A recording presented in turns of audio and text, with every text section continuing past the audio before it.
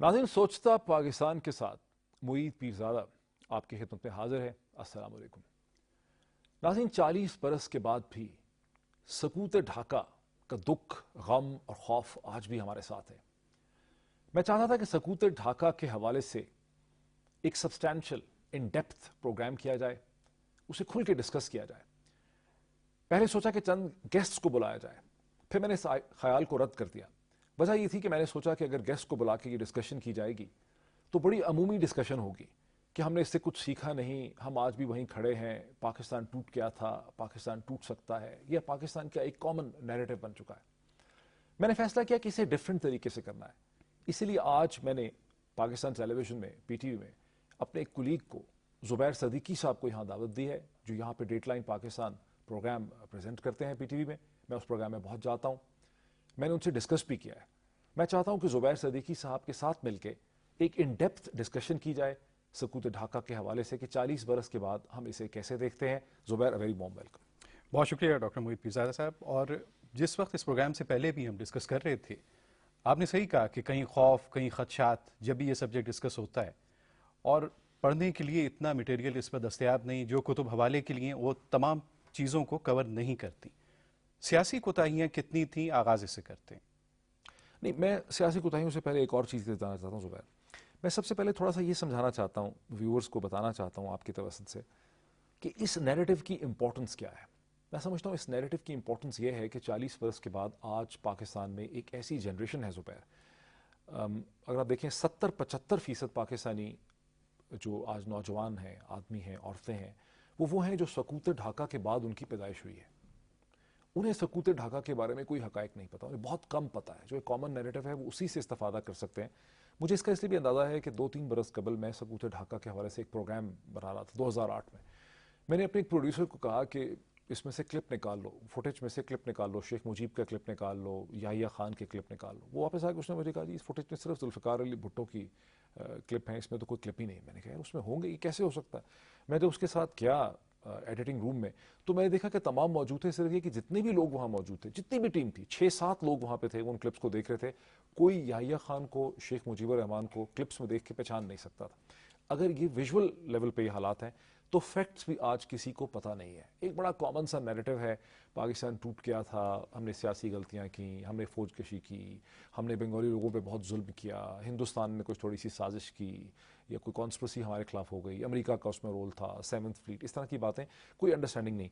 इसलिए बहुत ज़रूरी है कि हम इसको सब्सटैंटिव लेवल पे डिस्कस करें। ये नैरेटिव बड़ा इंपॉर्टेंट है। ये नैरेटिव उन वाक़यात को समझने के लिए भी इंपॉर्टेंट है, और ज़ुबैर ये इसलिए भी इंपॉर्टेंट है कि हमारे अब के जो सियासी मसाइल हैं, बलूचिस्तान के हवाले से, सिंध के हवाले से, अफगानिस्तान के हवाले से, पॉलिटिकल प्रोसेस के हवाले से, मिलिट्री के रोल के हवाले से, उनमें ये सब चीज़ें जो हैं ये बहुत इंपॉर्टेंट है। अच्छा, तो इन तमाम बातों से क्या ये आप अपनी स्टडी के बाद ये नतीजा अखज़ कर सके कि क्या बांग्लादेश नागुज़ीर था?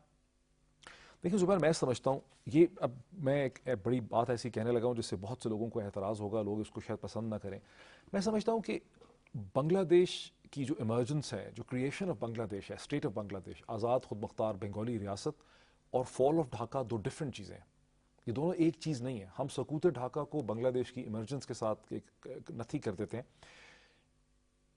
अगर आप बंगाल कौम की, बांग्ला कौम की, बंगाली कौम की तारीख देखें, उनका कल्चर देखें, उनका लिटरेचर, अदब, उनकी पोइट्री देखें, जिस किस्म की सियासी उनकी कॉन्शसनेस थी उसको देखें, जिस किस्म का सियासी ढांचा हमने उनके ऊपर इम्पोज किया था उसको देखें, फिर ये देखें कि जोग्राफियाई एतबार से जिस तरह से पार्टीशन होती है बरे सग़ीर की, और 1000 मील का फासला है वेस्ट पाकिस्तान और ईस्ट पाकिस्तान के दरमियान में, और फिर हम एक ऐसा मॉडल उनके ऊपर इम्पोज करते हैं, सियासी मॉडल, जिसमें वो आहिस्ता आहिस्ता ऐसा लगता है जैसे वो एक कॉलोनी है। तमाम सियासी और माशी फैसले जो हैं वो वेस्ट पाकिस्तान से होते थे। मैं समझता हूँ बांग्लादेश की इमरजेंस जो है वो नागुज़ीर थी। उसकी इमरजेंस का प्रोसेस 1947 में शुरू हो गया था। ये और बात है कि हमारा सारा फोकस जो है, ख़ास करके जिस तरह से सदीक सालिक साहब ने अपनी किताब लिखी विटनेस टू सरेंडर, मैंने ढाका डूबते देखा, और वो एक फोकस सारा 1.5-2 बरस के ऊपर था। तो पाकिस्तान में सारी डिस्कशन ऐसे होती है कि जैसे सकूत ढाका का सारा फैसला जो है वो 1970 या 1971 में हो गया, और ये सारी कहानी शेख मुजीब, जुल्फ़िकार अली भुट्टो और याहिया खान तक जो है वो महदूद है। ऐसा नहीं है। मैं समझता हूँ بنگلہ دیش نے ایمرج ہونا تھا. اس وقت نہ ایمرج ہوتا, 5 سال کے بعد ایمرج ہو جاتا, 10 سال کے بعد ایمرج ہو جاتا. اگر ہم عقل مند ہوتے تو یہ ملٹری پروسیس کے بغیر, اس میں ملٹری انٹرونشن نہ ہوتی, اس میں ہماری ملٹری ڈیفیٹ نہ ہوتی. یہ 2 ڈفرینٹ چیزیں. اچھا ڈاکٹر صاحب, تقسیم کے بعد حیدرآباد دکن پاکستان کے حصے میں نہیں آ سکا, جونا گڑھ کی ریاست اس کا بھی الحاق نہیں ممکن ہو سکا. کشمیر کا معاملہ اس وقت بھی ہمارے سامنے. کیا بنگلہ دیش کے عوام کو ان کے سینٹیمنٹس کو سمجھنے میں ہماری لیڈرشپ سے کہیں کوتاہی ہوئی, یا یہ جو ہم غیر ملکی خفیہ ایجنسیوں کا کردار, را کے کردار کو بہت واضح طور پہ کہا جاتا ہے کہ وہاں بڑا انہوں نے ایسا رول پلے کیا جو اس تحریک کو ہوا دینے کا سبب بنا. آپ کے جملے کے اندر ہی جواب ہے اس کا. آپ نے کہا کہ بنگلہ دیش کے لوگوں کو یا بنگالی لوگوں کے سینٹیمنٹ کو سمجھنے میں ہماری لیڈرشپ سے غلطی ہوئی. ہماری لیڈرشپ کا کیا مطلب ہے؟ دیکھیں نا, ایٹ 1971 میں 71 ملین لوگ جو ہیں, 71 ملین لوگ تو بنگلہ دیش بنگال میں رہتے تھے, اور 60 سم تھنگ لوگ, یعنی 62 ملین یا 63 ملین لوگ جو ہیں وہ ویسٹ پاکستان میں رہتے تھے. جب ہم اپنے نیریٹو میں بات کرتے ہیں کہ ہماری لیڈرشپ سے غلطی ہوئی, یہیں سے مسئلہ شروع ہو جاتا ہے کہ لیڈرشپ تو شیئرڈ ہونی چاہیے تھی, کامن ہونی چاہیے تھی. لیکن 1947 کے بعد آہستہ آہستہ بنگالی لیڈرشپ منظر عام سے ہٹتی چلی گئی, لیس افیکٹو ہوتی چلی گئی. جو پاکستان کے جو فیصلے ہو رہے تھے وہ کراچی یا اسلام آباد سے ہوتے رہے, اور بنگالی لیڈرشپ کا ان فیصلوں میں کوئی عمل دخل نہیں تھا. اس میں پاکستان میں جو مارشل اللہ کے رجیم آئے, جیسے ایوب خان صاحب کا مارشل اللہ 1958 میں آتا ہے, وہاں یہ پروسیس بڑھ جاتا ہے. لیکن صرف مارشل اللہ کو ہی ہم مدعے الزام نہیں ٹھہرا سکتے. ہمارا پورا کا پورا پولیٹیکل پروسیس ایسا تھا کہ اس میں بنگالی انکلوسیونیس نہیں تھی. اچھا ڈاکٹر صاحب, جو معاملات یہاں رہے پاکستان میں داخلی سطح پہ سیاسی یا عسکری محاذ پر, کیا غیر ملکی خفیہ قوتیں, طاقتیں جنہوں نے پاکستان کو تسلیم نہیں کیا, وہ اس وقت متحرک تھیں؟ بالکل زبیر, دیکھیں ہماری مسٹیکس اپنی جگہ پہ ہیں, اس سے کوئی ڈینائل نہیں ہے. ہمیں اس کو بار بار اس کو دہرانا چاہیے کہ ہماری شدید سیاسی فیلیئرز تھے, پولیٹیکل فیلیئرز تھے. ہمارا پولیٹیکل ماڈل فلاٹ تھا. انفیکٹ پورا کا پورا جو ڈیزائن تھا کہ 7 کروڑ لوگوں کو آپ گورن کر رہے ہیں, 6 کروڑ لوگ یہاں سے ویسٹ پاکستان سے بیٹھ کے یہاں معاشی فیصلے ہو رہے ہیں, یہاں پولیٹیکل فیصلے ہو رہے ہیں, یہاں مارشل لا لگ جاتے ہیں, یہاں حکومتیں تبدیل ہو جاتی ہیں, اور بنگال کے لوگوں کو وہ سب کچھ برداشت کرنا پڑتا ہے, ان کی تقدیر کے فیصلے یہاں سے ہو رہے ہیں. یہ اپنی جگہ بالکل صحیح ہے, اس سے کوئی ڈینائل نہیں.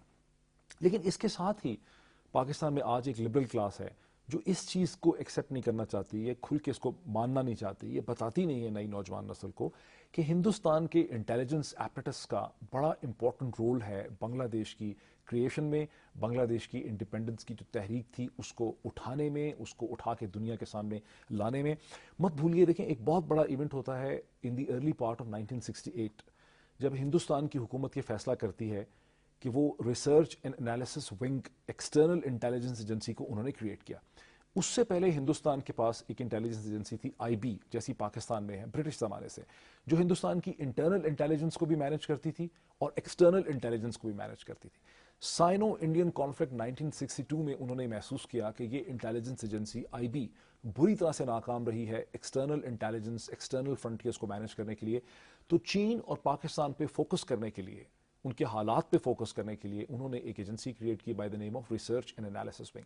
جو پہلا, اب ہمیں ہائنڈ سائٹ سے پتہ چلتا ہے, اب جیسے میرے ہاتھ میں کاؤنسل آن فارن ریلیشنز کی ریسرچ ہے انڈین ہی اسکالرس کی, اب جو انڈین اسکالرز نے لکھا ہے, خود را کے ریٹائرڈ لوگوں نے اپنے اینیکڈوٹس لکھے ہیں, ڈائریاز پبلش کی ہیں, اس سے ہمیں پتہ چلتا ہے کہ جو پہلا بڑا پروجیکٹ تھا ریسرچ اینڈ انالیسس ونگ کا, وہ کریشن آف بنگلہ دیش تھا, جہاں پہ ریسرچ اینڈ انالیسس ونگ کی جو سب سے بڑی کنٹریبیوشن ہے, وہ خود آپ یہ مانتے ہیں کہ آزادی کی تحریک کا ایک سینٹیمنٹ پیدا کرنا, سینٹیمنٹ فار انڈیپینڈنس کو پیدا کرنا, نشر و اشاعت کے ذریعے, پروپیگنڈے کے ذریعے, پیسہ پھینک کے, سیاسی لیڈرز کو انگیج کر کے انہوں نے یہ کام کیا. اور اب ہمیں یہ سمجھ آ رہی ہے کہ یہ کام انہوں نے شروع کیا 1969 میں, جب 69 میں ایوب خان صاحب کے خلاف جو ایک تحریک شروع ہوئی, جو ویسٹ پاکستان میں بھی تھی, جس کو ذوالفقار علی بھٹو لیڈ کر رہے تھے, جس کو بھاشانی صاحب اور شیخ مجیب اس کے لیڈر ایمرج ہوئے ایسٹ پاکستان میں, بنگلہ دیش میں. وہ جو تحریک تھی, اس زمانے سے انہوں نے ریئلائز کیا کہ اس کو ہم اٹھا سکتے ہیں, اسے ہم کیپٹلائز کر سکتے ہیں, اور انہوں نے پھر اس کے اوپر بلڈ اپون کیا. اچھا, را نے کیا ان سینٹیمنٹس کو بھی, جو وہاں کی تہذیب اور ثقافت کے حساب سے کہ انڈین بنگال سے بنگلہ دیش کا تقابل اگر کریں, کیا انہوں نے ان تہذیب و ثقافت کے اور اس جو جیوگرافیکل کنڈیشن تھی اس کا فائدہ اٹھاتے ہوئے پروپیگیٹ زیادہ کیا؟ دیکھیے بالکل, دس از اے ویری انٹرسٹنگ کوشچن. اگر آج بھی آپ نقشہ اٹھا کر دیکھیں بنگلہ دیش کا، تو آپ دیکھیں کہ بنگلہ دیش کے تین طرف ماس میں ایک چھوٹی سی پٹی ہے جہاں سے اس کو برما کو ایکسیس ہے، ورنہ بنگلہ دیش کے تین طرف آپ کو بھارت پھیلا نظر آتا ہے. بنگلہ دیش کے ٹاپ کے اوپر بھی بھارتین ٹیریٹری ہے، اس کے نارتھ میں، اس کے ساؤتھ میں بے آف بنگال ہے، اس کے ایسٹ و ویسٹ ہر طرف اچھا، جو ہے اس وہ وقت ہے. کی را کو یا انڈین انٹیلیجنس کو کیا دنیا کے کسی اور ملک کی سے سی آئی اے کی کوئی سپورٹ حاصل تھی؟ دیکھیے کہنا بڑا مشکل ہے. ابھی تک جتنی بھی تحریر سامنے آئی ہے یا ریسرچ سامنے آئی ہے، اس سے کہیں ایسا نہیں لگتا کہ امریکنز نے چاہا یا سی آئی اے نے یہ چاہا کہ ایسٹ پاکستان ویسٹ پاکستان سے الگ ہو جائے یا بنگلہ دیش بن جائے. انفیکٹ ایک ہی چیز ہمیں پتہ چلتی ہے کہ ایک ہی طاقت ایسی تھی جس کو ریزرویشنز تھیں انڈین پلان کے اوپر. جو نکسن ایڈمنسٹریشن تھی امریکہ میں، ان کو ریزرویشنز تھیں. انہوں نے آخری وقت تک کوشش کی کہ کوئی نہ کوئی حل اس کا نکلے.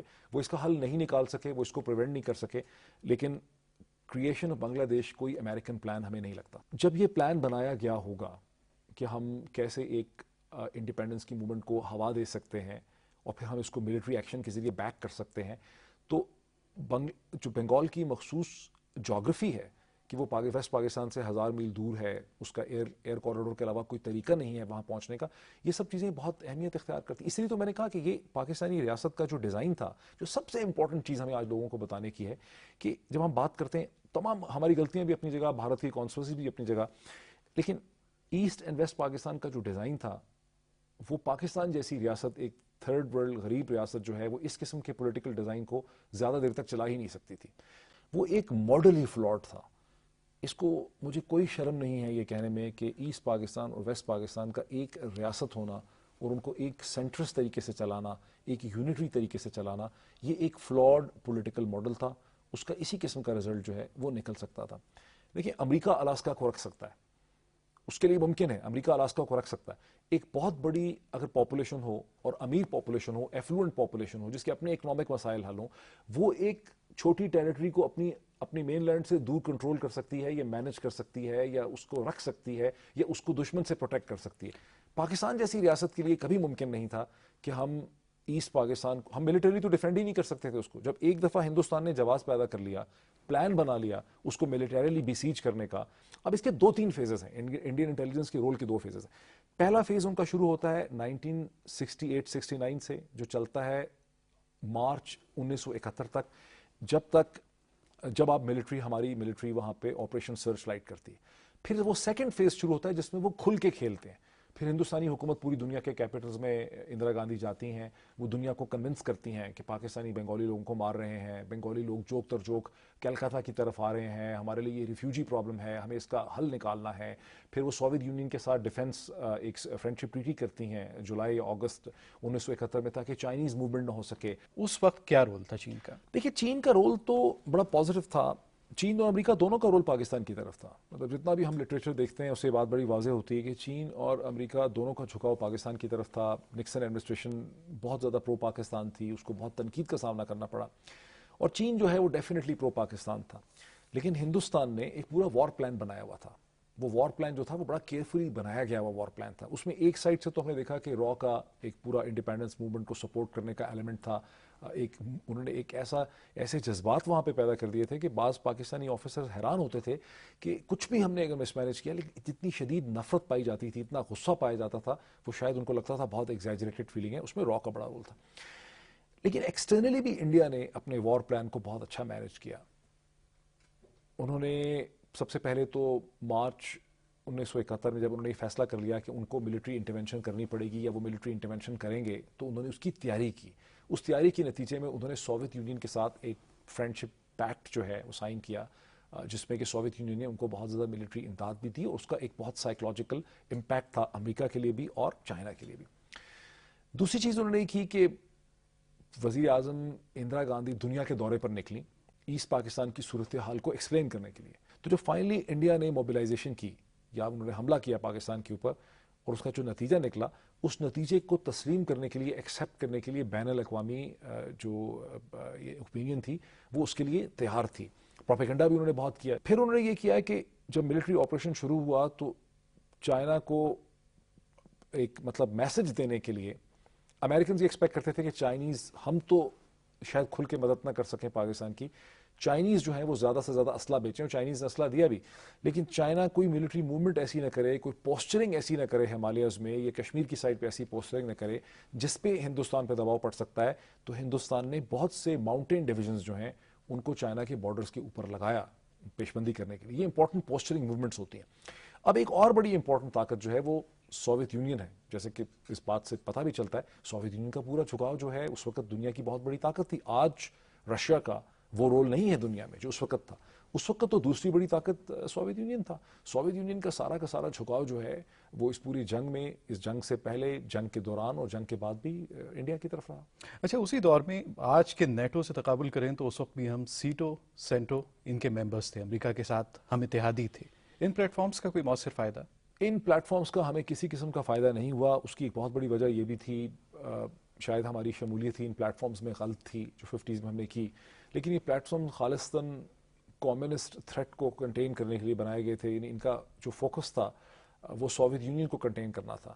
اور ان پیکٹس میں شمولیت کے ساتھ جو کانٹریکٹس کیے گئے اس میں یہ تھا کہ پاکستان کو وہی مدد مل سکے گی، وہی اسلحہ ملے گا، وہی مدد ملے گی جو سوویت یونین کے خلاف استعمال ہو سکتی ہے.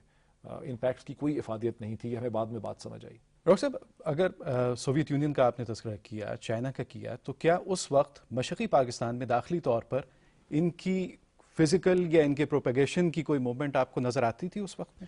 زبیر بالکل بھی نہیں. اب تک دیکھیں 40 برس گزر چکے ہیں، بہت سا لٹریچر پبلش ہوا ہے، بہت سی کتابیں آئی ہیں، ڈاکومنٹس سامنے آئے ہیں. سوویت یونین کا یا چائنا کا فارمر ایسٹ پاکستان کے اندر ذرائع ابلاغ کی حد تک یا پروپیگنڈے کی حد تک یا انفارمیشن ڈس انفارمیشن کمپین میں ہمیں کوئی رول نظر نہیں آتا ہے. امریکہ کا بھی کوئی خاص نظر نہیں آتا ہمیں اس سارے تاریخ کے تناظر میں. اچھا، اس دور کے ذرائع ابلاغ کا اگر تذکرہ کریں تو کیا اس وقت ذرائع ابلاغ اس پورے ریجن میں صحیح پکچر پورٹریٹ کر رہے تھے یا پروپیگنڈا زیادہ تھا؟ یہ ایک امپورٹنٹ چیز ہے. صحیح نہیں کر رہے تھے. دیکھیے اس کی ایک وجہ یہ تھی کہ ایک تو مسلم Pakistan, military dominated Pakistan, martial law لگنے والا پاکستان جو ہے وہ کبھی بھی مغربی ذرائع ابلاغ کی سمجھ میں نہیں آیا. یہ جو بڑے بڑے ذرائع ابلاغ کے فاؤنٹینز ہیں، New York Times, Washington Post, Guardian, Los Angeles Time, اس وقت بھی بڑے اہم تھے. اس وقت ٹیلی ویژن اتنا اہم نہیں تھا. تو ان میں کام کرنے والے لوگوں نے ہمیشہ پاکستانی اسٹیٹ کو، پاکستانی اسٹیٹ کی لیڈرشپ کو، ملٹری لیڈ لیڈرشپ کو بڑی سسپیشن سے دیکھا ہے. تو ایک تو ان کا نیچرل باعث تھا کہ ایک ملٹری لیڈ گورنمنٹ ہے اور یہ گند کر رہے ہیں اور یہ زیادتی کر رہے ہیں، ظلم کر رہے ہیں. دوسرا ایلیمنٹ یہ تھا کہ اس شک سے کہ ہمارے خلاف بائسڈ اوپینین دیتے ہیں یا یہ بات دنیا میں بہت پھیل جائے گی، پاکستان کی اس وقت کی ملٹری قیادت جو تھی جنرل یحییٰ خان کی، یہ جو بھی فیلڈ کمانڈر تھے ایسٹ پاکستان میں، انہوں نے بہت سے مغربی جرنلسٹ کو وہاں سے نکال دیا. انہوں نے ان کو وہاں سے بین کر دیا. جب انہوں نے ان کو بین کر دیا تو وہ سارے کے سارے جا کے کیلکٹا میں بیٹھ گئے اور جو بھی انفارمیشن یا سٹوری وہ فیڈ کرتے تھے وہ کیلکٹا سے فیڈ کرتے تھے. سو پاکستانی سائڈ جو ہے وہ کبھی بھی اپنا پوائنٹ آف ویو دنیا کے سامنے نہیں لا سکے. ایک تو لانا مشکل تھا کیونکہ ان کے خلاف باعث تھا. ایک ملٹری گورنمنٹ تھی، ملٹری گورنمنٹ کے خلاف بہت باعث ہوتا ہے مغربی ذرائع ابلاغ میں. لیکن وہ اگر لا بھی کو سکتے تھے تو لا بھی نہیں سکے، ان کی مینجمنٹ بھی ٹھیک نہیں تھی. اور اس کے بعد بنگلہ دیش میں داخلی طور پر جو مواد شائع ہوا، کیا اس میں بھی اسی طرح ایگزیجریٹ کیا گیا؟ بالکل صحیح، اس میں بھی ایگزیجریٹ کیا گیا. اس کو شرمیلا بوس نے اپنی کتاب ڈیتھ ریکننگ میں بہت اچھا انہوں نے ایکسپلین کیا. انہوں نے کہا کہ شیخ مجیب الرحمان نے اس قسم کے نیشنلسٹک جذبات جو تھے قوم پرستی کے بنگلہ دیش میں پیدا کر دیے تھے فارمر ایسٹ پاکستان میں، جنہیں کنٹین کرنا سبسیکوئنٹلی ان کے لیے ممکن نہیں تھا. اگر وہ بعد میں کمپرومائز کرنا بھی چاہتے، کوئی سیاسی حل نکالنا بھی چاہتے، وہ بھی ان کے لیے ممکن نہیں تھا.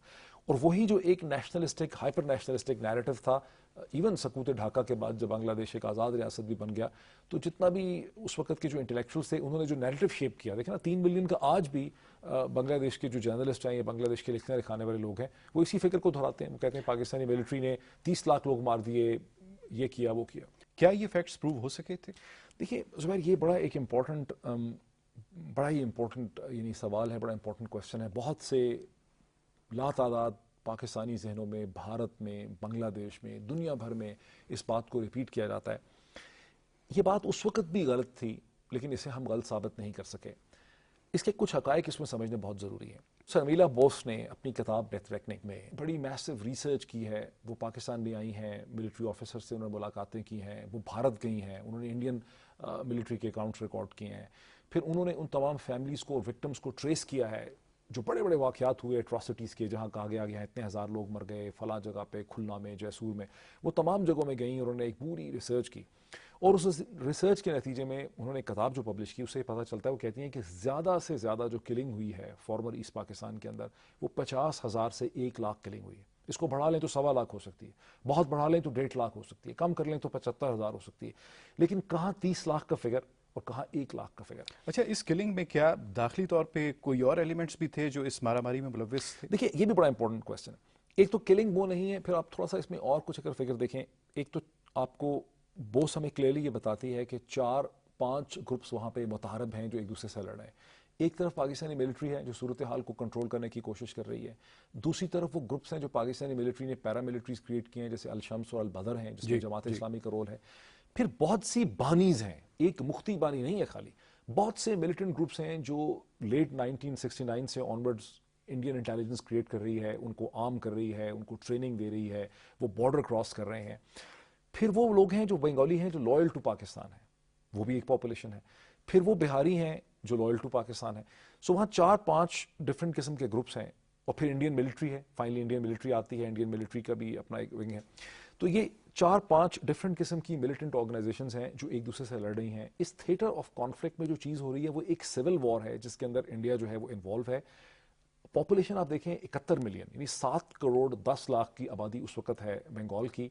पाकिस्तान की टोटल फोर्सेस वहाँ पे 45-50 हज़ार से ज़्यादा रेगुलर फोर्सेस नहीं है, क्योंकि 3 पाकिस्तानी डिवीजन वहाँ पे थे, 15-15 नहीं, हज़ार। लेकिन ये बड़ी एक मुख्तलिफ आप बात कह रहे हैं कि जो 90,000 से ज़ायद हम मिलिट्री ट्रूप्स की बात करते हैं कि उन्होंने हथियार डाले, POW बनाए गए, क्या इस तादाद में भी लेकिन बहुत... ये जो फिगर हमेशा कोट किया गया 93,000 जंगियों का, प्रिजनर ऑफ वॉर्स का, ये फिगर हमेशा से गलत था, इसलिए कि पाकिस्तान की टोटल मिलिट्री स्ट्रेंथ आप उसको सारे पैरामिलिट्री उसके अंदर डाल लें तो वो कभी 60,000 से ज़्यादा वहाँ नहीं थी। उसमें से बहुत से फौजी जो हैं वो जाँ बहक हुए, शहीद हुए ड्यूरिंग द कॉन्फ्लिक्ट। इसमें जो फिगर है 93,000 का फिगर ठीक है, लेकिन ये फिगर क्यों है? ये फिगर इसलिए, उसमें वो पाकिस्तानी डिपार्टमेंट्स के लोग हैं, सिविलियंस हैं, जैसे कस्टम है, पोस्टल डिपार्टमेंट है, कम्युनिकेशन है, और बहुत से लोग हैं, फैमिलीज हैं, वेस्ट पाकिस्तानीज हैं, जो सब वहाँ पे अरेस्ट हो जाते हैं फॉर इट्स ओन पर्पजेज, ये कहने के लिए कि दूसरी जंग अजीम के बाद सबसे बड़ा सरेंडर पाकिस्तान ने किया। उसको कहने के लिए इंडियन ज़राए ब्लाग जो है वो 93,000 फिगर कोट करते हैं, और पाकिस्तान के अंदर भी ऐसे मखसूस हालात हैं, जिस किस्म की एक चपकश है कि उस फिगर को तस्लीम कर लिया जाता है फॉर वेरियस पॉलिटिकल रीजंस। लेकिन पाकिस्तान की अफवाज ना वहाँ कभी 93,000 थी, ना 93,000 प्रिजनर ऑफ वॉर जो है वो फौजी थे। और फिर आप देखते हैं कि अगर एक गैरिजन 3 आप वहाँ देखते हैं कि डिवीजन है जो ओवर स्ट्रेच्ड हैं 1.5 लाख किलोमीटर की टेरिटरी के अंदर, और 7 करोड़ की आबादी है वहाँ पे, तो आपको ये बात बड़ी आसानी से समझ आने लग जाती है कि जिस किस्म की जीनोसाइड या किलिंग का इल्ज़ाम लगाया गया उस वक्त के ज़राए इब्लाग ने लगाया, वो बिल्कुल मफरूज़ों पे मबनी था। और अब हम देख रहे हैं नई रिसर्च से, जैसे कि शर्मिला बोस की रिसर्च है, मार्टिन वूलाकोट उसके ऊपर लिख रहे हैं गार्डियन के अंदर, हमें बात समझ आती है कि ये फैक्ट सारे एग्जैजरेटेड थे, ये क्रिएटेड फैक्ट्स थे। अच्छा, दुनिया में हमें ये एहसास कि हमें एक नज़रियाती स्टेट है पाकिस्तान, इस्लाम के नज़रिए की बेस पर कायम हुआ, तहजीब व सकाफ़त और मज़हब की बुनियाद पर इस मुल्क का क़याम। कायद आज़म की 2 कौमी नज़रिए की थ्योरी, क्या वो इंटैक्ट है या वो डिस्टर्ब? नाज़रीन, इस सवाल का जवाब लेंगे एक मुख्तसर ब्रेक के बाद।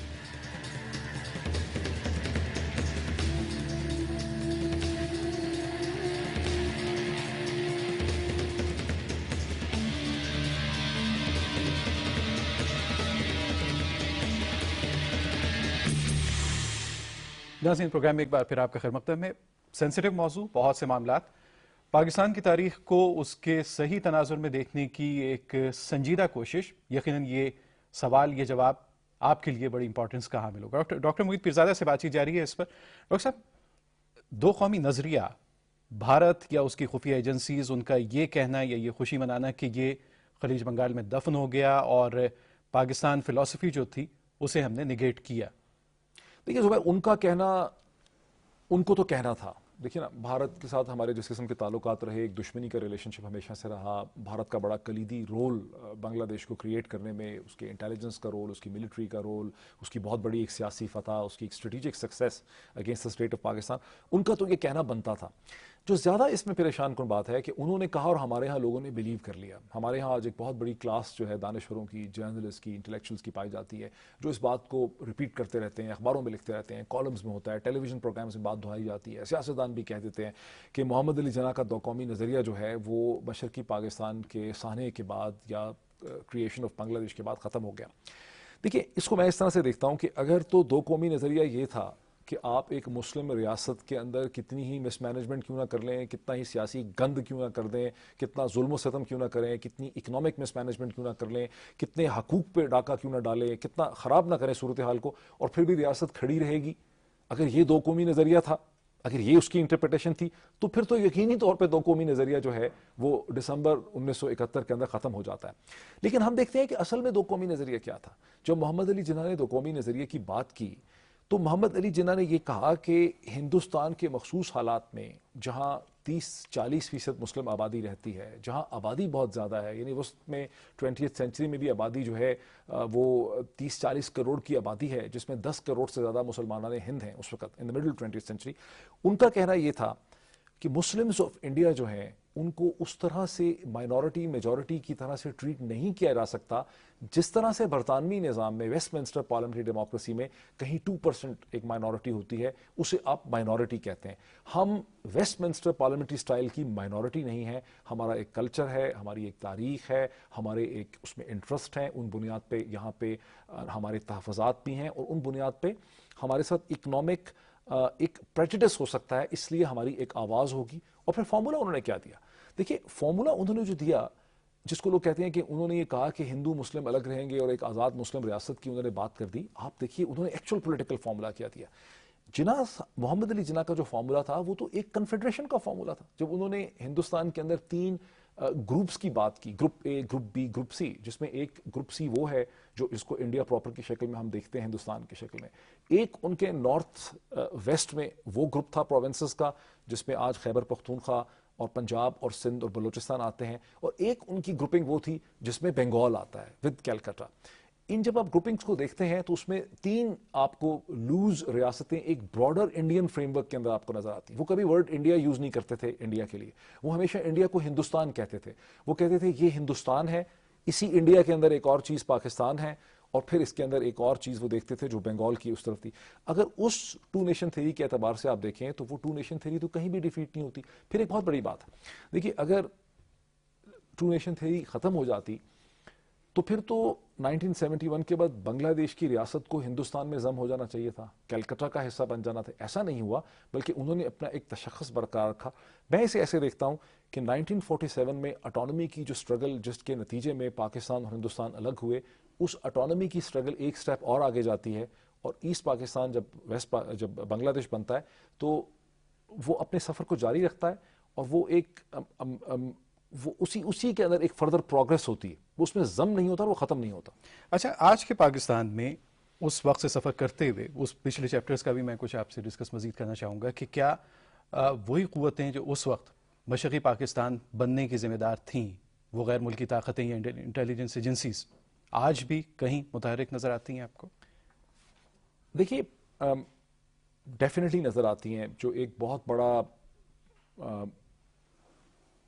مورل لیسن ہے 1971 کا, وہ تو یہ ہے کہ آپ کو اپنی انفارمیشن فرنٹیئرز جو ہیں ان کو محفوظ رکھنا ہے. آج بھی پاکستان کے اندر ہمیں طرح طرح کا پروپیگنڈا جو ہے وہ ہمیں نظر آتا ہے ریاست پاکستان کے خلاف. لیکن اس سے تھوڑا سا ہٹ کے اگر میں ایک پوزیشن لوں, وہی پوزیشن یہ ہے, جو سب سے بڑا سبق ہم نے سیکھا 1971 کا, وہ یہ ہے کہ پولیٹیکل پروسیس کبھی نہیں رکنا چاہیے. پولیٹیکل پروسیس, انگیجمنٹ, ڈائلاگ جاری رہنا چاہیے. ملٹری کو کبھی اوورٹلی پالیٹکس کے اندر سٹیپ ان نہیں کرنا چاہیے, کیونکہ جب فوج سیاست میں سامنے آتی ہے تو پولیٹیکل پروسیس رک جاتا ہے, انگیجمنٹ اور ڈائلاگ رک جاتا ہے. جو 1971 کا یہ پوری ٹریجڈی جو ہے ایسٹ پاکستان کی, اس کا جو بہت بڑا میسج ہے وہ یہ کہ جب فوجی حکومت کرنے لگتے ہیں تو فیصلے نہیں ہوتے ہیں, لچک نہیں ہوتی ہے, الاسٹیسٹی نہیں ہوتی ہے. پولیٹیکل پروسیس میں جو ایڈجسٹمنٹس کرنی ہوتی ہیں, جو کریکشنز کرنی ہوتی ہیں, وہ نہیں ہوتی. فار انسٹنس اگر پولیٹیکل پروسیس 1947 کے بعد مسلسل جاری رہتا, ہر 4 سال 5 سال کے بعد ایسٹ پاکستان زیادہ سے زیادہ اٹانومی حاصل کرتا رہتا, وہ اپنے فیصلے خود کرنے لگ جاتے, وہ اپنی اکنامک مینجمنٹ خود کرنے لگ جاتے, وہ پھر بھی بنگلہ دیش کی شکل میں یہ ایک آزاد اٹونومس خود مختار بنگالی ریاست کی شکل میں ایمرج کرتے, لیکن اس کے درمیان میں ملٹری انٹرونشن نہ ہوتی, ہندوستان کو کھیلنے کا موقع نہ ملتا, ہماری ملٹری ڈیفیٹ نہ ہوتی, اور بنگلہ دیش اور پاکستان جہاں آج ہمارے تعلقات بہت بہتر ہو گئے ہیں, یہ تعلقات اور زیادہ بہتر ہوتے اور بنگلہ دیش اور پاکستان دو برادرلی اسٹیٹس کی حیثیت سے زیادہ آسانی سے ایگزسٹ کر سکتے. ہسٹری کے پروسیس نے آگے چلنا تھا, ہماری مسٹیکس نے اس کو کنفیوز کیا ہے, اس کو کمپلیکس بنایا. اچھا, اس سے بظاہر لگتا ہے یہ سبق ہم نے ضرور سیکھا کہ صوبے مضبوط ہوں گے تو وفاق مضبوط ہوگا. 18th امینڈمنٹ کے بعد بہت سے سبجیکٹس ہم نے صوبوں کو ٹرانسفر کیے. یہ معاملہ, اس سچویشن کو آپ بلوچستان, سندھ, پاکستان کے دیگر علاقوں کے لیے اسے کتنا اہمیت دیتے ہیں کہ کیا اس سے صوبوں کی مضبوطی جو ہے وہ ایک مضبوط وفاق کی علامت بنتی ہے؟ ڈیفینیٹلی بنتی ہے زبیر, ڈیفینیٹلی بنتی ہے. دیکھیے, لوگ یہ کہتے ہیں کہ پاکستان نے کچھ سیکھا نہیں. پاکستان نے 1971 کی ٹریجڈی سے جو کامن آرگومنٹ دیا جاتا ہے, جو میں نے شروع میں بلکہ کہا کہ اگر ہم ایک ڈسکشن یہاں کرتے, 4 گیسٹس کو بلا لیتے, تو ایک بات بار بار دہرائی جاتی کہ ہم نے کچھ نہیں سیکھا. ایک پاکستان میں ایک روش بن گئی ہے کہ میمو گیٹ کی اگر کنٹروورسی بھی ہو, کسی بھی چیز کی کنٹروورسی چل رہی ہو, تو کہتے ہیں دیکھیں جی ہم نے 1971 سے کچھ نہیں سیکھا, یہاں پھر وہی ہو جائے گا. 1971 کو آج 40 برس گزر گئے. پاکستان سپلٹ ہو گیا تھا, 2 لخت ہو گیا تھا, بنگلہ دیش بن گیا تھا 23 برس کے بعد. ٹھیک ہے, فلاٹ ڈیزائن تھا, ہماری مسٹیکس تھیں. پچھلے گزشتہ 40 برس میں آپ کے سوال کی طرف آتا ہوں, لیکن اس سے پہلے یہ کانٹیکسٹ, اس کا بیک گراؤنڈ جو ہے بہت ضروری. دیکھیں, 40 برس گزر چکے ہیں الحمدللہ. ان 40 برسوں میں پاکستان نے بلوچستان میں 1970 میں انسرجنسی فیس کی, پھر لیٹ 70s میں پاکستان نے افغانستان کی جنگ فیس کی, جو پریشر پاکستان کی ریاست پہ پڑا ایران کے ریولوشن سے, اس کو فیس کیا. پھر پنجاب کے اندر پاکستان ہندوستان کی انسرجنسی میں انوالو رہا, پھر کشمیر میں جو انسرجنسی اٹھی اس میں پاکستان انوالو رہا. اسی ٹائم پیریڈ درسنا میں پاکستان نے سندھ کے اندر سندھی عوامی تحریک کی انسرجنسی کو فیس کیا ریاست پاکستان نے. پھر پاکستان نیوکلیر بنا, دنیا کے سامنے نیوکلیر بن کے آیا. ڈفرینٹ قسم کے معاشی جو مسائل اور بحران اور کرائسس ہیں اس سے پاکستان گزرا. کئی حکومتیں بنی, ٹوٹیں, میں دوبارہ انفارچونیٹلی ہمارے یہاں 2 دفعہ دوبارہ ملٹری انٹرونشن سارے ٹائم پیریڈ میں ہوئی. اور اب ہم دوسری افغانستان کی جو ایک یعنی اسٹرگل ہے, جہاں پہ اس وقت امریکہ موجود ہے, اس اسٹرگل میں بھی ہم انوالو ہیں ایک پلیئر کی حیثیت سے. اور بلوچستان میں ایک سیکنڈ انسرجنسی کو ہم گزشتہ 30 برس میں فیس کر رہے ہیں, جہاں اس میں بہت سی نیگیٹو چیزیں ہیں, بہت سے ہمارے فیلیئرز ہیں. وہاں ایک ذرا چیز دیکھیے, ان 40 برس میں پاکستانی ریاست نے مختلف قسم کے چیلنجز کو برداشت کیا, مختلف قسم کے چیلنجز کا اس نے سامنا کیا اور ان پہ قابو پایا. یہ امپورٹنٹ تھنگ ہے کہ قابو پایا ان کے اوپر. اب ہمارے لرننگ لیسنز اس میں کیا ہیں؟ جب آپ کہتے ہیں کہ ہم نے کیا سیکھا, دیکھیں ہم نے ایک بات سیکھی کہ ہمیں ایک انکلوسیو پروسیس کو لے کر چلنا ہے. یہ بڑا انفارچونیٹ ہے کہ 1971 کے بعد 2 دفعہ پاکستان میں ملٹری انٹرونشن ہوئی, 1977 میں بھی ہوئی اور پھر اس کے بعد 1999 میں ہوئی.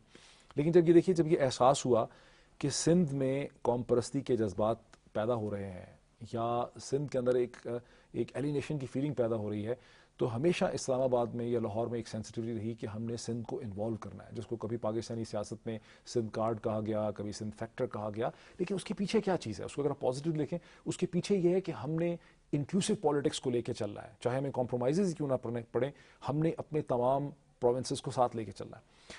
پھر آپ یہ دیکھیے, کراچی میں ہم نے کتنی پاکستان کو ڈیفیکلٹ سچویشنز فیس کرنی پڑی. لوگوں نے کہا جی الگ ہو جائے گا, انڈین انٹرونشن ہو جائے گی, لیکن ہر سٹیپ پہ پولیٹیکل پروسیس چلتا رہا, اس کو انوالو کیا. بلوچستان میں بھی آپ نے دیکھا کہ پولیٹیکل پروسیس جو ہے ابھی بھی وہاں پہ ایک الیکٹڈ گورنمنٹ ہے, وہاں پہ مسائل ہیں, وہاں ایک بعض گروپس جو ہیں انہوں نے ہتھیار اٹھائے ہوئے ہیں, لیکن اس کے باوجود ایک الیکٹڈ گورنمنٹ ہے. کوئی یہ نہیں کہہ رہا کہ الیکٹڈ گورنمنٹ جو ہے اس کی لیجیٹیمیسی نہیں ہے یا پراپر الیکشن نہیں ہوئے ہیں یا انہوں نے ووٹ نہیں جیتے. سو پاکستان کا سب سے بڑا جو لرننگ ایکسپیرینس ہے ایز اے ریزلٹ آف 1971 وہ یہ ہے کہ political process must continue, political process کسی صورت بھی نہیں رکے گا, ایک انکلوسیو پالیٹکس ہوگی.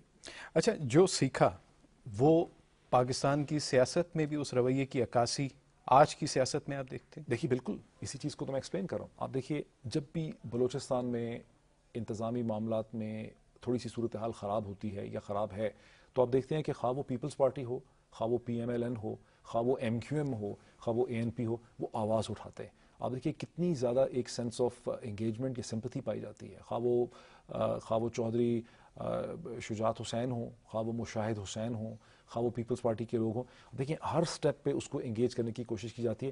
میں سمجھتا ہوں وہ جو خوف, ندامت اور ایک سینس آف گلٹ ہے، وہ جو ایک لرننگ ایکسپیرینس ہے پاکستان کا 1971 کا، وہ آپ کو ایٹ پلے نظر آتا ہے پوری صورتحال میں. اچھا، اس صورتحال سے نکلنے کے بعد اب پاکستان میں ڈپرائیونیس، احساس محرومی کسی بھی علاقے کسی بھی خطے میں ہوتا ہے، کسی بھی صوبے میں، اس کو کمپیئر کیا جاتا ہے آج بھی بنگلہ دیش سے، اس دور کے حالات سے. حالات کی فرق جو آپ بتا رہے ہیں کہ جس میں جو کچھ ہم نے سیکھا، بالکل صحیح کہہ رہے ہیں سیکھ کر اب ہم اس تقابل میں رہیں یا اب ہم اس سے آگے کی بات کریں؟ دیکھیے یہ کمپیریزن غلط ہے. جیسے کہ ہم نے اس ڈسکشن کے شروع میں ہم نے اس کو بڑا کھل کے ڈسکس کیا، ایسٹ بنگال اینڈ سبسیکوینٹلی بنگلہ دیش کہ اپنے مخصوص جغرافیائی ایک صورتحال تھی. وہ ایک بہت بڑا پاپولیشن بیس تھا. یہاں 6 کروڑ لوگ رہتے تھے، وہاں 7 کروڑ لوگ رہتے تھے. یہاں 6 کروڑ لوگ 3.5 لاکھ مربع میل کے اوپر رہتے تھے، 700,000 یعنی 900,000 کلومیٹر کے اوپر یہاں پہ 6 کروڑ لوگ رہتے تھے. اور وہاں پر صرف 50,000 اسکوائر مائلز یا 1.5 لاکھ اسکوائر کلومیٹرز پہ 7 کروڑ لوگ رہتے تھے. تین طرف بھارت تھا، اکنامک مس مینجمنٹ ہوئی، بری صورتحال تھی، 1000 میل کا درمیان میں دونوں کے فرق تھا. پاکستان اس وقت جو ہے وہ ایک کمپیکٹ جغرافیکل ریالٹی ہے جس کے اندر طرح طرح کے مسائل ہیں، لیکن اس کی بہت سی پازیٹیو چیزیں ہیں. اگر پاکستان کے بعض علاقوں میں یا ڈسٹرکٹس میں یا صوبے کے کسی جگہ پہ، یا جیسے ہم دیکھتے ہیں کہ خیبر پختونخوا میں یا ٹرائبل ایجنسی میں ہمیں ایک انسرجنسی کی کیفیت ہے، ٹی ٹی پی سے ہم لڑ رہے ہیں، امریکہ کی مداخلت ہے، یہ حالات اس قسم کے نہیں ہیں. اس میں کوئی کمپیریزن جو ہے اس کو 1971 سے ڈرا نہیں کیا جا سکتا.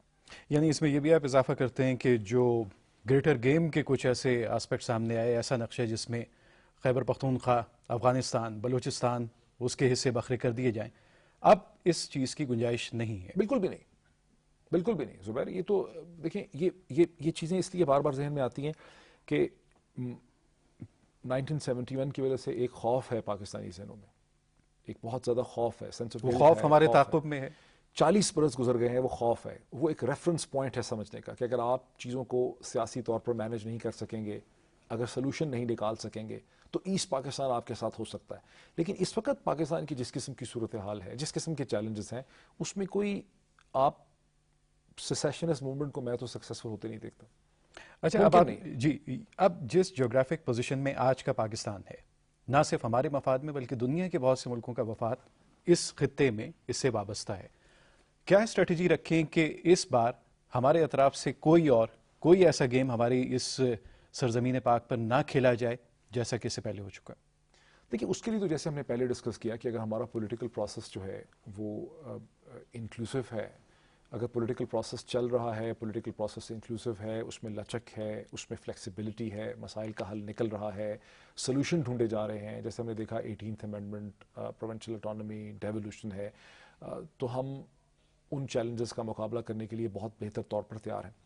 لیکن ایک اور بھی بڑا امپورٹنٹ چیز ہے جو ایک لرننگ لیسن ہمارا ہے 1971 کا، جس کو آپ نے پہلے سوال اٹھایا بھی تھا، کہ آپ کو اپنی انٹلیکچوئل فرنٹیئرز کا، اپنی انفارمیشن فرنٹیئرز کا بھی تحفظ کرنا پڑتا ہے. جیسے کہ ہم نے دیکھا کہ ایسٹ پاکستان کی پوری ٹریجڈی کے اندر ریسرچ اینڈ انالیسس ونگ را جو ہے، اس کا بھی ایک بڑا کلیدی رول ہے ڈس انفارمیشن کرنے کا، ایک نیریٹو بنانے کا، انڈیپینڈنس کی موومنٹ کو اسٹرینتھن کرنے کا. اس کی بڑی ضرورت ہے کہ پاکستان کے اندر جب ہمارے بارے میں ایک نیریٹو پینٹ کیا جاتا ہے تو ہمارے پاس اتنی ایبلٹی ہو، یہ صلاحیت ہو کہ ہم ایک کاؤنٹر نیریٹو اس کا پینٹ کر سکیں. فار انسٹنس یہی 2 ایگزامپل جو ہم نے مطلب آپ کے سامنے لائیں کہ آج بھی اگر پاکستان میں اخبارات لکھتے ہیں، اداریے لکھتے ہیں، آپڈ لکھتے ہیں کہ ہم نے ایسٹ پاکستان میں پاکستانی افواج نے جینوسائڈ کیا، یہ ایک نیریٹو ہے، اس نیریٹو سے ہمیں آگے نکلنا ہے. بہت سی ریسرچ دنیا میں اویلیبل ہے، انڈین ریسرچ اویلیبل ہے، انٹرنیشنل ریسرچ اویلیبل ہے. میں نے بھی آپ کے سامنے شرمیلا بوس کی کتاب کا ریفرنس دیا کہ کیسے ہمیں اس نیریٹو سے نکلنا ہے اور اپنا ایک کاؤنٹر نیریٹو جو ہے. اچھا، اس کا مطلب ہے کہ ہمیں اس کاؤنٹر نیریٹو کے لیے، جیسے دوسری جنگ عظیم میں جرمنی کی فلسفی تھی کہ جھوٹ اتنا بولو کہ وہ سچ لگنے لگے، ہم وہ سچ پوری طرح سے نہ ہماری پبلش اس میں فارم میں سامنے آیا ہے، نہ کہیں ڈیبیٹس میں کہ جو اس کا مقابلہ کر سکے. کیا یہاں آپ دیکھتے ہیں کہ کوئی کوتاہی ہوئی ہے؟ ڈیفینیٹلی کوتاہی ہوئی ہے. میں سمجھتا ہوں کہ ہم جو ہیں کاؤنٹر نیریٹو پینٹ نہیں کر سکے. ہمارے ہاں کاؤنٹر نیریٹو کو سامنے لانے کی ایبلٹی یا کیپیسٹی جو ہے وہ اتنی ویل ڈیولپ نہیں ہے. حالانکہ ہمارا ایک بہت ایکسپینڈڈ میڈیا ہے، اس کا سائز بہت بڑا ہے، لیکن وہ ایک نیریٹو ایسا نیریٹو جو ریجنل ہو، انٹرنیشنل ہو، جو ریاست کا تحفظ کر سکے یا ریاست کی ڈیپتھ میں اضافہ کر سکے. ایسا نیریٹو اکثر ہم شیپ نہیں کر پاتے. ڈاکٹر صاحب، آج کا بنگلہ دیش پاکستان تمام بین الاقوامی فورم پر سپورٹ کرتا ہے. ہم ٹریڈ کو انہانس کرنے کی بات کرتے ہیں، تعلقات بہت اچھے، مزید اچھے کرنے کی ضرورت. آج یہ جو تعلق، جو رشتہ ہے، پاکستان نے سقوط ڈھاکہ کے بعد کیا رویہ رکھا اور آج تک اس رویے میں ہم نے کیا مثبت اپروچ دیکھی؟ دیکھیے نا زبیر، شروع میں ہم نے اس چیز کو ڈسکس کیا کہ اگر ایک آزاد خود مختار بنگلہ ریاست جو ہے، خواہ اس کا نام بنگلہ دیش ہوتا یا کچھ اور اس کا نام ہوتا، اگر وہ ہندوستان کی ملٹری انٹرونشن اور ہمارا جو وہاں پہ ملٹری کا رول تھا، اگر وہاں پہ ہم ملٹری ایکسرسائز نہ کرتے، آپریشن سرچ لائٹ نہ ہوتا، اس کا کوئی سیاسی حل نکل آتا، سیاسی حل شروع سے نکل رہا ہوتا، 1947 سے ہر 5 سال کے بعد ایک سیاسی حل نکل رہا ہوتا کہ آہستہ آہستہ آہستہ ان کو زیادہ اٹانومی مل رہی ہوتی، یا 1971 کے اندر یا 1970 69 70 کے اندر کوئی ایسا پولیٹیکل حل نکل آتا کہ ہمیں ملٹری انٹرونشن نہ کرنی پڑتی. تو یہ جو ساری تلخیاں ہیں، جن تلخیوں کی وجہ سے ہم اس کو یاد رکھتے ہیں، یہ تلخیاں ہوتی ہی نہ، یہ ہوتی ہی نہ، اس کی ایگزسٹنس ہی نہ ہوتی. اب آ جاتی ہے بات کہ تلخیاں ہو چکی ہیں، 40 برس گزر چکے ہیں. ان 40 برس میں بتدریج ہر گزرنے والے سال کے ساتھ پاکستان اور بنگلہ دیش کے تعلقات میں، اس کی مضبوطی میں، بردرلی فیلنگ میں اضافہ ہوا ہے. جیسا کہ میں نے تھوڑی دیر پہلے کہا تھا کہ گزشتہ چند دنوں سے پاکستان اور بنگلہ دیش کرکٹ کھیل رہے ہیں اس وقت. حالانکہ سگنیفیکنس دیکھیں کہ 16 دسمبر کی تاریخ ہے، سقوط ڈھاکہ کی تاریخ ہے، لیکن پاکستان اور بنگلہ دیش جو ہیں وہ کرکٹ کھیل رہے ہیں. سو میں سمجھتا ہوں کہ ہر آنے والے سال کے ساتھ پاکستان اور بنگلہ دیش کے درمیان جو بردرلی ریلیشن شپ ہیں اس میں اضافہ ہوگا، اور ہم دیکھیں گے کہ یہ ریلیشن مزید سے مزید، یہ دونوں ریاستیں ایک دوسرے کے قریب آئیں گی. اچھا، 40 سال کے سفر میں کہتے ہیں کہ وقت سب سے اچھا مرہم ہے، اس کی ہیلنگ سب سے مؤثر ہوتی ہے. تو کیا اب حقائق جاننے کے بعد بنگلہ دیش میں داخلی طور پر بھی اور آج کے پاکستان میں حقائق کے ساتھ ان تعلقات کو آپ آگے بڑھتے ہوئے دیکھ رہے ہیں؟ نہیں، ڈیفینیٹلی میں بڑھتے دیکھ رہا ہوں، لیکن بنگلہ دیش کے اندر 2 قسم کے دھڑے پائے جاتے ہیں. ایک وہ سیاسی دھڑا ہے جسے حسینہ واجد جو ہے، جو شیخ مجیب الرحمان صاحب کی صاحبزادی ہیں، وہ اسے ہیڈ کرتی ہیں. یہ دھڑا پاکستان کے بارے میں زیادہ اسٹرانگ فیل کرتا ہے، برا فیل کرتا ہے. ایک دوسرا دھڑا ہے جس کی حکومت آتی رہتی ہے، جیسے خالدہ ضیاء کی وابستگی ہے، وہ دھڑا جو ہے وہ اتنا پاکستان کے بارے میں شدید جذبات جو ہے وہ نہیں رکھتا. لیکن ارسپیکٹو آف دیٹ آنے والے سالوں میں پاکستان اور بنگلہ دیش ایک دوسرے کے قریب سے قریب تر آتے مجھے نظر آتے ہیں. ڈاکٹر صاحب، اس ڈیبیٹ سے ایک بڑا اچھا تاثر یہ ابھرا کہ ہم بیک مرر میں تو دیکھ رہے ہیں، لیکن مستقبل کا پاکستان زیادہ مستحکم، زیادہ طاقتور اور اس ریجن کی ایک بڑی اہم پاور کی صورت میں سامنے آ رہا ہے. ڈاکٹر محیط پیرزادہ اور زبیر صدیقی کو اس ڈسکشن سے اجازت دیجیے. اللہ حافظ.